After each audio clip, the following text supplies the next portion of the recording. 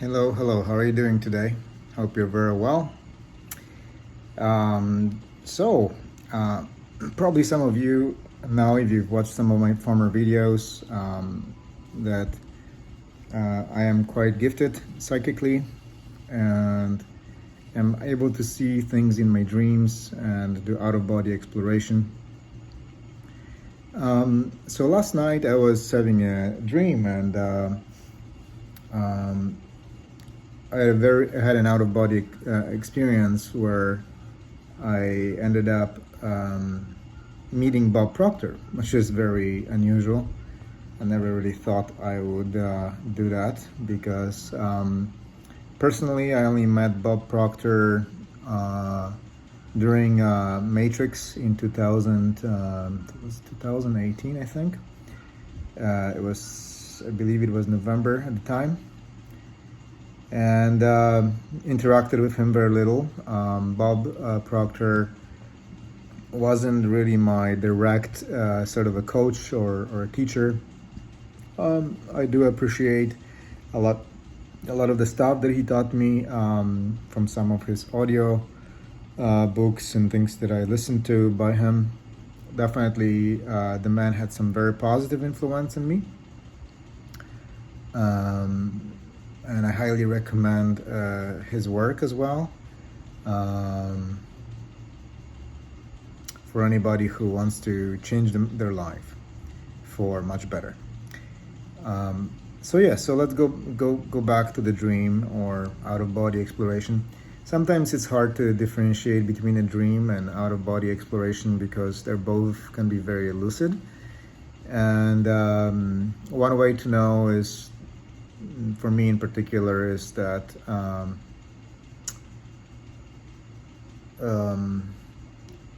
when I have out of body exploration, I tend to interact with spirits from that are in the area or from a given, say from a given place. For example, I used to study in Monroe Institute in Virginia, and I stayed in Rob Monroe's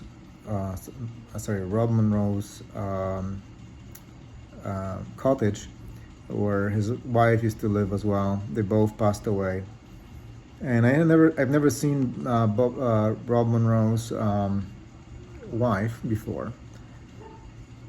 And that night when I came there, I had a very lucid, vivid, dreamlike experience where I met this woman who ended up giving me a pendant.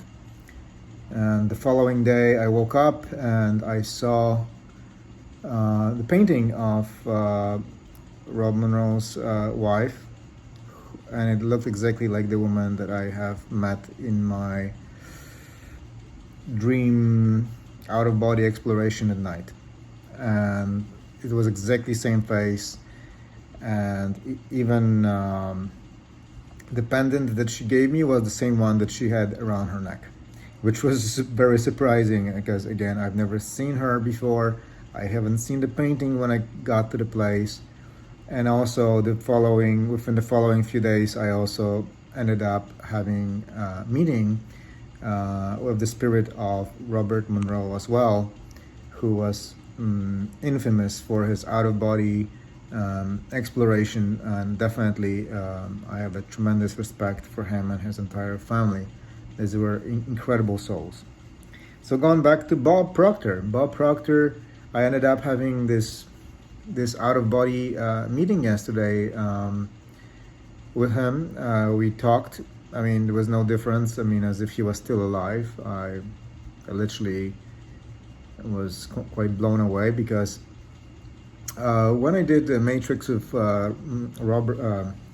Bob Proctor in 2019, I personally wasn't too impressed with the delivery of the material. I think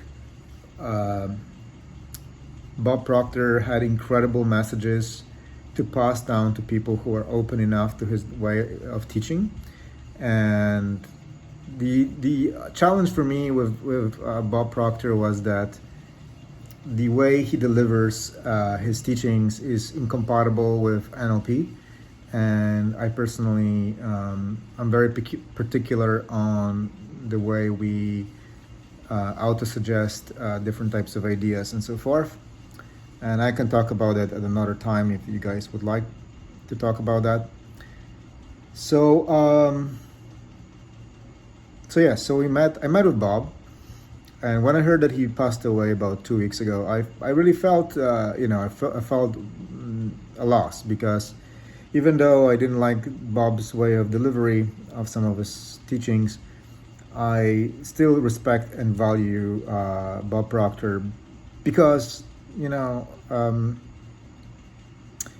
the things that I learned from him were quite invaluable, actually. Like, for example, the idea of having multiple sources of income that I learned from him a number of years ago was definitely, a revelation to me, because I was trying to only focus on one source, and anyways, so it was very good way of expanding my business and so forth. So let's go back to the dream, okay, or this out-of-body experience. So I met with Bob. We had a bit of a talk about a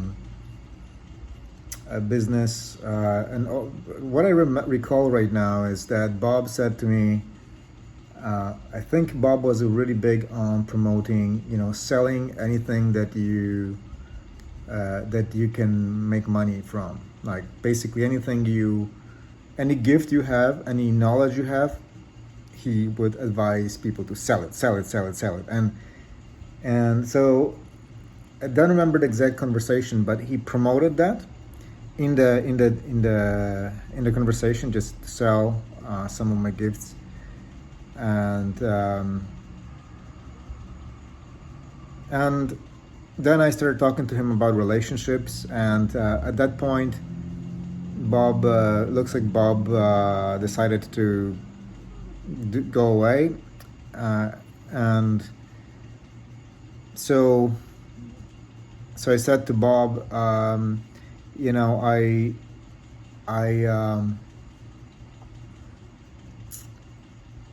will be thinking about you after you die. Even though obviously Bob Proctor has passed away about 2 weeks ago.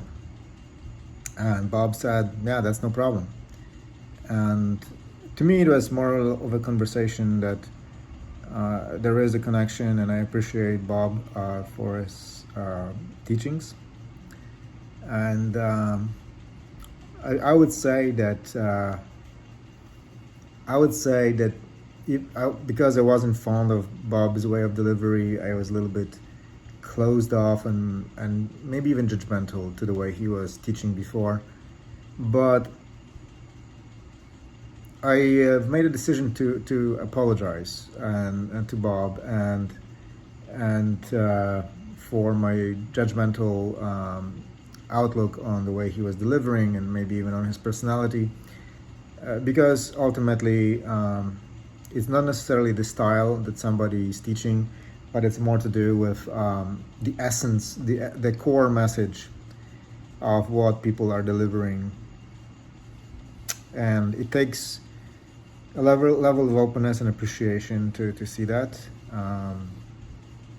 And I think it's very important to appreciate all of our teachers, even if their method of teaching is not exactly the way we would like it to be delivered.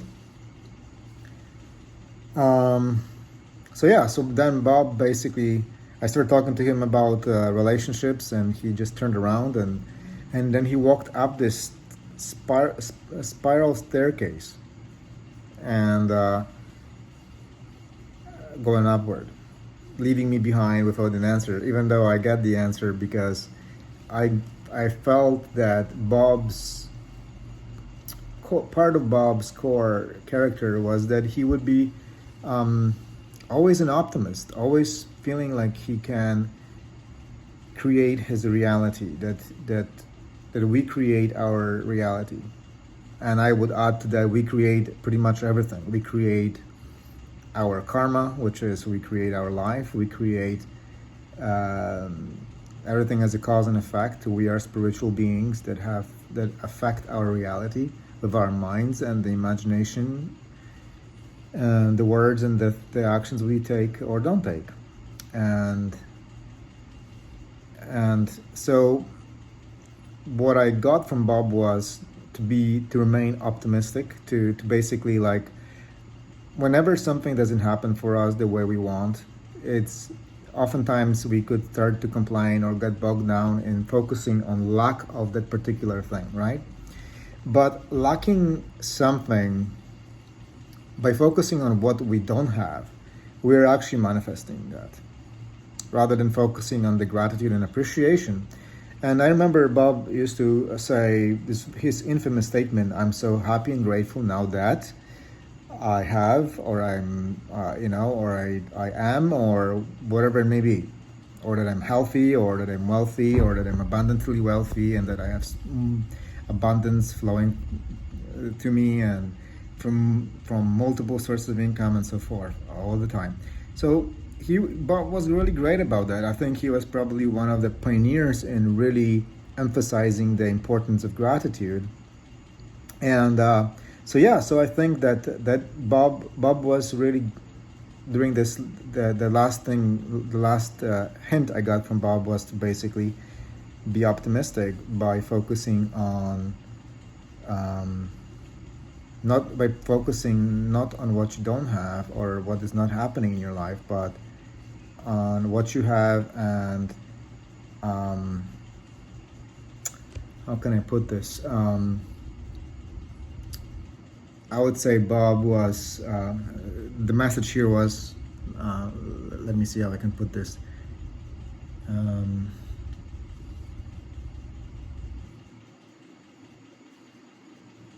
Don't focus on what you don't have.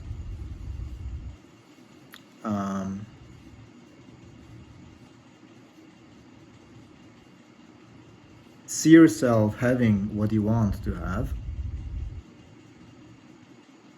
and focus on that. And there is no need to complain, or no need to worry, or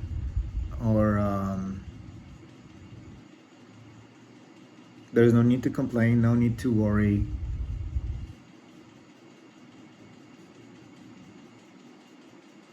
Just focus on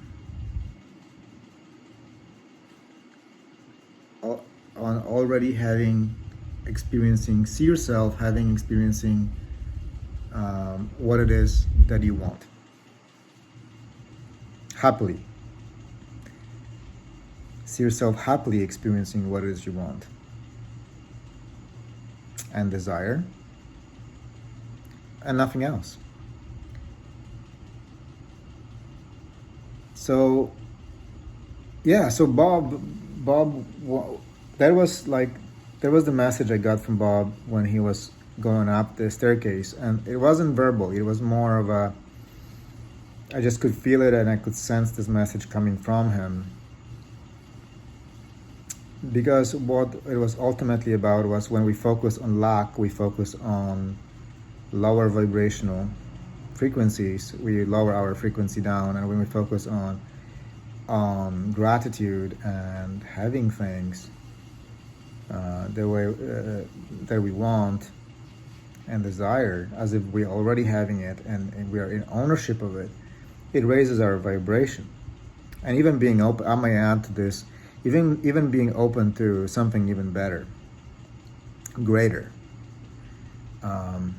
So if you don't have the job that you want, or a relationship you want, or the kind of money you want, or health you want, like Jocko says, good. That gives you an opportunity to focus on what is it, asking yourself, what is it that you want? Like Bob used to say, what is it that you really, really want, right? And so everything that happens to us in our life, like Tony Robbins says, happens for us, happens for, and like it's like Kabbalah teaches, happens for good, because it creates an opportunity for us to create the life the way we want and ask ourselves, what do we really, really want, and focus on that. If we focus on what we don't want or don't have, then we lower our vibration, and we put ourselves in a position of lack and almost like some kind of spiritual poverty. But the truth is, our spirit can manifest absolutely everything, and that's something that is superbly important in a way. So focus on what you want, feel it as if you're having it, and with gratitude. And better, think of yourself as having something even better. So that was the dream, and or this out of body experience that I had. I wouldn't say it was really a dream, because what's the coincidence? I don't know Bob very much at all, other than meeting him once or twice, and that was a number of years ago. I had never any close relationship with this man.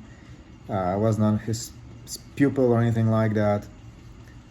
But today, apparently on February 27th, is his day to commemorate his passing away and his work. So who knows? Who knows? Maybe Bob just reached out to me. And so share your thoughts with me, and give me a like, subscribe, and if you're interested in working with me and co-creating a better future for yourself and others, let me know.